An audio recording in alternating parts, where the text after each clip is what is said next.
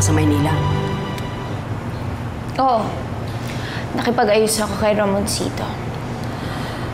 At doon ka na rin natulog? Ano naman ang ibig mo sabihin, Elena? Anong kinalaman mo sa pagkawala ni Alfonso? Akala ko ba tapos ng pagdududa mo sa akin? Huwag mong bilugin ang ulo ko. Alam kong nagsasabi ng totoo si Inspector Santos. Bakit mo siya itinakas? Bagong opera yun. Mas delikado ang buhay niya kapag nasa labas ng ospital.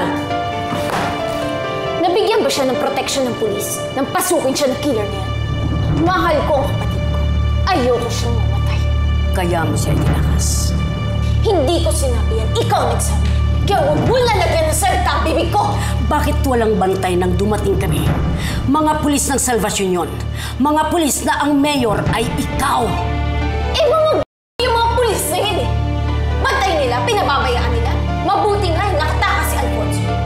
Paano kung patayin siya ng mga taong gusto pumatay sa kanya? Walang kalaban-laban ng kapatid ko. Saan niyo siya dinala? Huwag mo akong tatanungin dahil hindi ko alam kung nasan siya.